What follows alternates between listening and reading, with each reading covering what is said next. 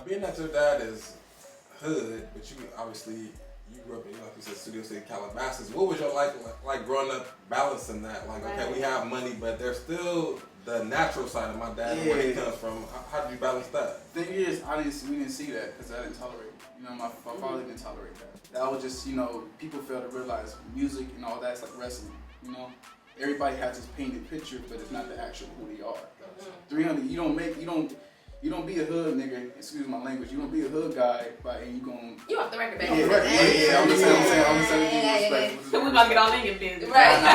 Nah. You don't be a hood dude like that and you make $300 million off your own. You know, his thing was publishing. That was his big thing. So that's why everybody wanted to know, came to him for his help. Right. Well, you recently publicly basically said about your dad being mistreated in jail. Has anything been resolved in that? Man, kind of, sort of. You know, it's getting there. Okay. You know, today was kind of actually a hard day because today he actually was in the hospital today for his blood clots. But now since I'm being vocal about it, you see that more people are actually being supportive and they're actually being aware. They're actually watching themselves. Like we can't really, mistreat Mr. Man like that. That's a certain way. So. Well, at the end of the day, I think for me, I'm how old? You're 21, so I got some years on you. But as a child growing up in the 90s and seeing like Death Row as a label, whatever, as a collective, your dad and the whole collective as we put a lot of people on during that time. And I don't think people really think about that portion or that part of it. And then, of course, the media sensationalizes.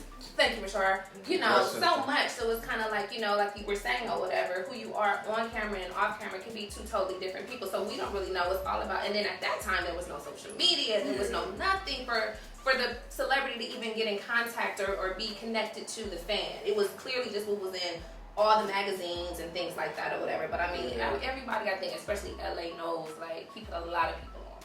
A lot of people in position. Yeah, then the people know that he did. And there's no, like, you know, we're not throwing shade. It's just facts is facts. Right. But really, that's what I learned about from him. You know, he was so super stern as being a businessman. He didn't want to be in the cameras. You know, a lot of people want to be behind the scenes for a lot of different reasons. Right. Because, you know, once you're in camera view, you're an opportunity to everybody. Not everybody takes you seriously. That's why the whole Source Awards, him, you don't want somebody in your videos. It wasn't a diss. It was just more like, this is a different way we run in business. That's legendary. Yeah, that's like a legendary. But I mean, it kind of was a diss a little bit, because it just the friction that was going on at the time, whatever was going on between them. Yeah, I get what you're saying, man. But what's the difference between that and the boxers that you see? Oh no. Me personally, I didn't disagree with it at all. Yeah. But I mean, we can't just sit there and say it was not a diss. It was a lot of friction at the time. It's companies against companies, man. You know, you don't want this person in your video, then come over here. We'll put you in the video, and we'll make sure you're right. You know, at the time, Pac had the best published, had the best deal, record deal with anybody. You know, so. About 3 movies came out, letting us know what happened in the past. NWA, Michelle Story, Notorious. Do you think in any of the 3 movies that he was portrayed correctly? Michelle is shit though. Just saying. You know, she got cool for shit. Yeah, that's so good. Nah, man, they knew better. Them videos and all that. Because all that.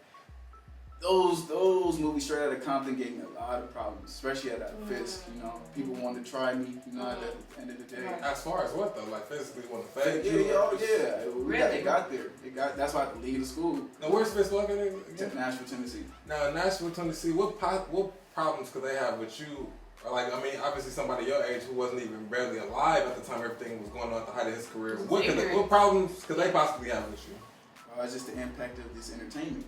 You know that you got a visual saying that Suge was hanging people over, beating people up. Well, my dad wasn't doing that. There wasn't no way. Ain't no way you can get rich off that.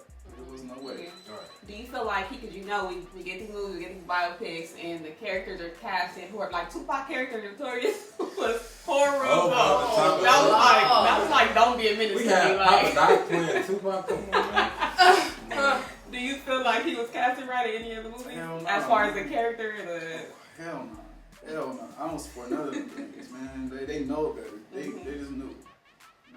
I can't agree with him. Now, how has your dad's perception of him affected people's mind frame towards you, business-wise and just personally in general? I think he's more proud than anything. You know, he's behind me 100% for sure. At the same time, I feel like my father was also finding himself, rebuilding himself, because you know he did take a lot of loss. You know, losing Death Row as a company, losing Pop as one of your closest friend, and at the same time, people are saying that you killed your closest friend. You know, I think right now me doing this is kind of like my own father's type of blessing. You know, that's why I just want to make him proud.